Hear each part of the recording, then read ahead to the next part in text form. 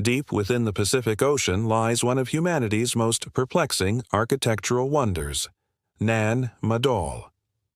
A city, unlike any other, built upon a coral reef with massive stone blocks weighing up to 5 tons, yet constructed in a time before cranes, mortar, or even the wheel. Who built it? How was it even possible? And what secrets still linger beneath its ancient walls? Nan Madol isn't just a forgotten city. It's a challenge to everything we think we know about ancient engineering. And the further we dig, the more impossible the answers seem to become. This is not just about ruins.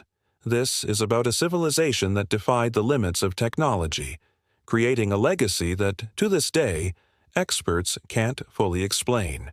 It's a story of ingenuity, of mystery, and perhaps of knowledge lost to time.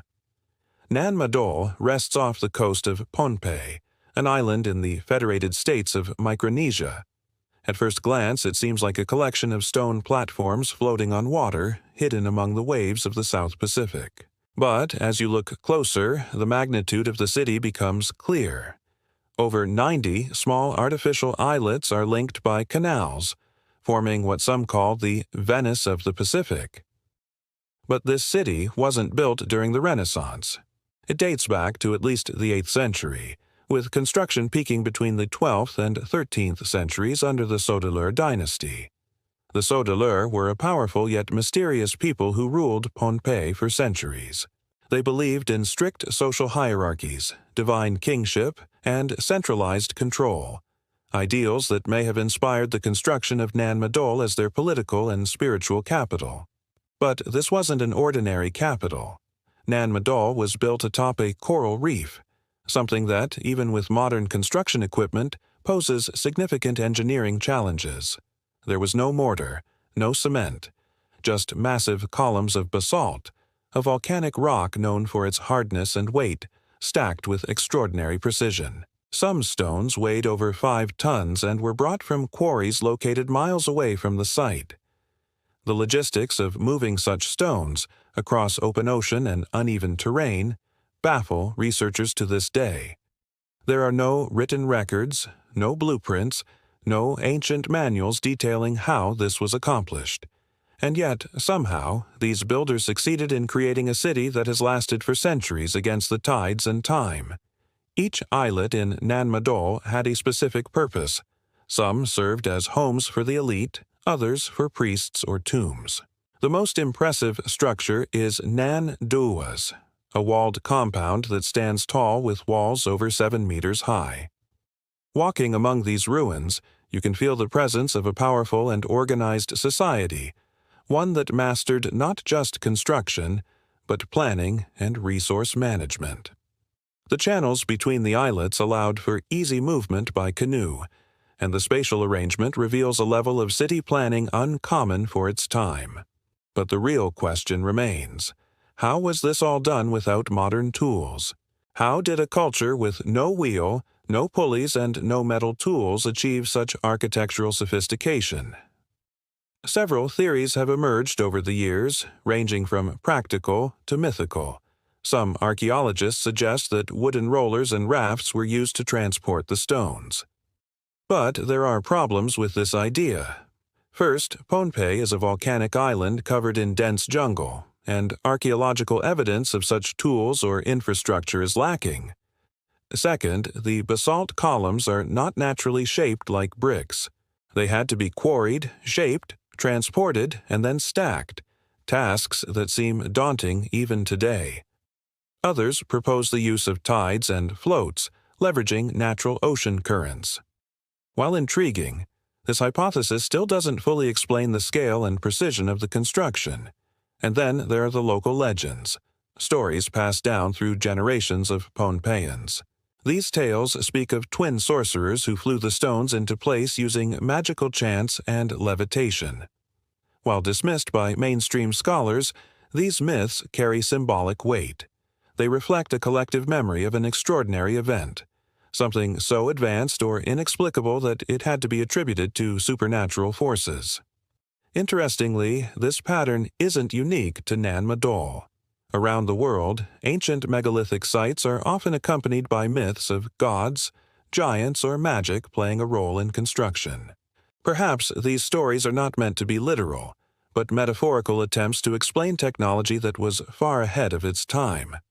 Nan Madol is part of a global pattern, a network of ancient wonders that seem to exceed the technological capabilities of their respective eras. Think of the pyramids of Giza, with their precise alignments and stone blocks weighing up to 80 tons.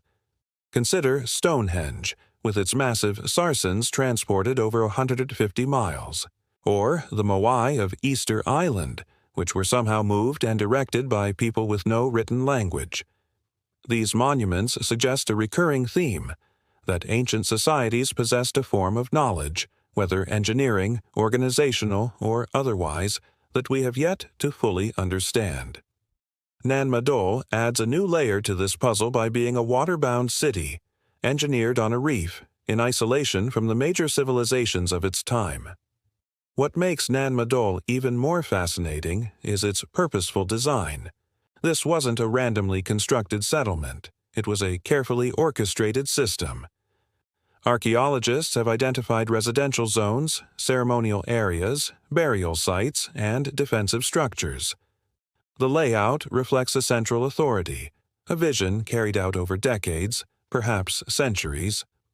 The sheer manpower required implies a coordinated workforce, sustained logistics, and a deep understanding of local materials and maritime dynamics. It also points to the idea that the Sodelur were not just powerful. They were organized, visionary, and capable of executing one of the most ambitious construction projects in pre-modern Oceania. But eventually, the Sodelur fell. Oral histories suggest that their increasingly oppressive rule led to their downfall, eventually overthrown by an outsider named Isokelekel. After their collapse, Nan Madol was abandoned and slowly reclaimed by nature. Today, it's a ghost city. Silent, crumbling, but still awe-inspiring. The stone walls are slowly eroding, the canals filled with mangroves and sediment. Yet the mystery remains as vibrant as ever. Why was such effort invested into building a city in such a precarious location? What drove the Sodelur to attempt the impossible? And what might we still uncover beneath the ruins? Understanding Nan Madol challenges our assumptions about the past. We often think of ancient civilizations as primitive, lacking knowledge or technique. But sites like this force us to reconsider. Perhaps they knew more than we think, not just in terms of materials and labor, but in planning, leadership, and environmental adaptation. The benefit of studying Nan Madol isn't just about uncovering lost history. It's about shifting our perspective. It's about seeing ancient peoples not as backward or limited, but as innovative, adaptive, and deeply intelligent. In a world obsessed with future tech, places like Nan Madol remind us of the ingenuity that came before the machines. And maybe that's the transformation this story offers. It invites us to look at the past with new eyes, to honor the creativity, persistence, and vision of those who came before us. Whether through sheer human effort or lost knowledge, Nan Madol stands as a testament to what is possible when belief, community, and determination come together. Its walls whisper not of myths, but of achievement. And even though the methods may be lost, the result remains, a stone legacy etched into the coral and waves. So, what do you believe? Was Nan Madol a product of brute strength, of forgotten science, or something more mysterious altogether? Let us know in the comments. And if you're fascinated by ancient engineering marvels, check out our next video where we explore another civilization that defied time and logic. Because if one city like Nan Madol could be built without modern technology, what else could be out there, hidden, waiting to rewrite our history?